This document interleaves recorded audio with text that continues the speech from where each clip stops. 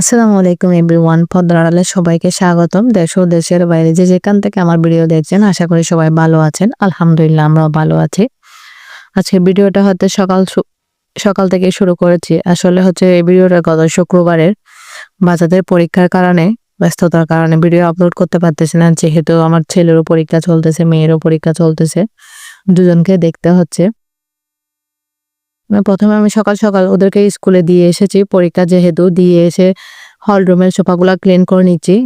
দেখা যায় সোফার ডিজাইনগুলোর মধ্যে ধুলা বালি জমে থাকে, প্রায় সময় কাপড় দিয়ে পরিষ্কার করলেও অনেক সময় ডিজাইনগুলোর ভিতরে পরিষ্কার করা হয় না, সেজন্য ব্রাশ দিয়ে ভালো করে পরিষ্কার করে নিচ্ছি।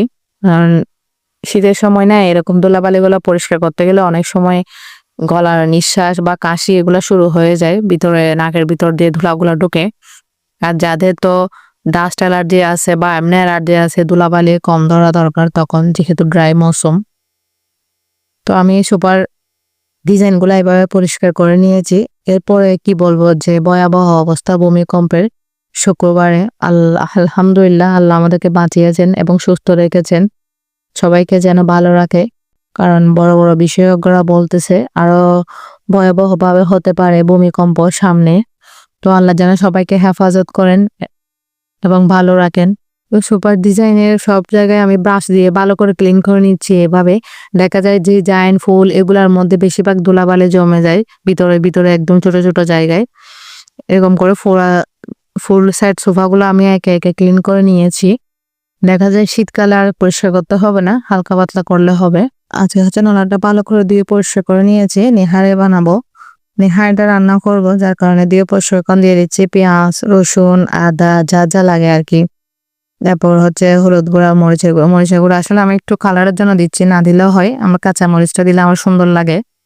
তো সবকিছু দিয়ে মেখে এখন চুলায় বসিয়ে দেব। সাথে আরেক চুলায় হচ্ছে টমেটো ভর্তা বানিয়ে নিচ্ছি খাওয়ার জন্য। শীতের সিজনে ভর্তা খেতে অনেক ভালো লাগে গরমের চাইতে। ভর্তাটা আমার শীতের মধ্যে বেশি খাওয়া হয়। বেগুন ভর্তাটা তেমন খাওয়া হয় না, যেহেতু বাচ্চারা পছন্দ করে না, সে কারণে টমেটো ভর্তা, শিমের ভর্তা, আলু ভর্তা এগুলোর ভর্তাটা বেশি খাওয়া হয়। কাঁচা মরিচের ভর্তা, শুকনা মরিচের ভর্তা, শুটকি ভর্তা। ডিম সিদ্ধ করে রেখেছিলাম ডিমের পোলাও বানানোর জন্য। আজকে হচ্ছে ডিম পোলাও বানাবো। বাচ্চাদের পছন্দের সবসময় চিকেন বিরিয়ানি, চিকেনের পোলাও, বিভিন্ন ধরনের পোলাও খাওয়া যায়, তো আজকে বলতেছে ডিমের পোলাও খাবে। শর্টকাট ভাবে বানিয়ে নিচ্ছি। আসলে ভূমিকম্পের পর না যেমন ভয় ভয় কাজ করতেছে, যেভাবে হয়েছিল কি বলবো। আমি বিছনায় বাবুকে নিয়েছিলাম, বিছনার খাট পর্যন্ত নেড়ে ফেলতেছে এইভাবে। সবাই দোয়া নিজ পড়তেছে। আমার ছেলেকেও বলতেছে আজান দাও বাবা, এই সময় আজান দেওয়া দরকার। ভয় ভিতরে কাজ করতেছে, রান্না বান্নায়ও মন বসতেছে না। ভিডিও আপলোড দিতে দিতে আসলে লেট হয়ে গেছে, কারণ বাচ্চাদের পরীক্ষা এখন। তো আমি পেঁয়াজ রসুন আদা সবগুলা কষিয়ে নিচ্ছি ডিমের পোলাও বানানোর জন্য।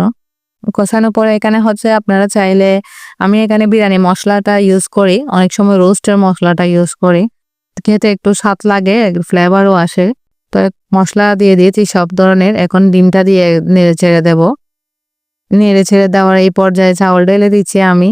এখানে একটা ঘটনা ঘটে গেছে, কারণ চাউল ঢেলে দেওয়ার সাথে সাথে নেড়ে ছেড়ে দিচ্ছি, ওই টাইমে গ্যাস চলে গেছে।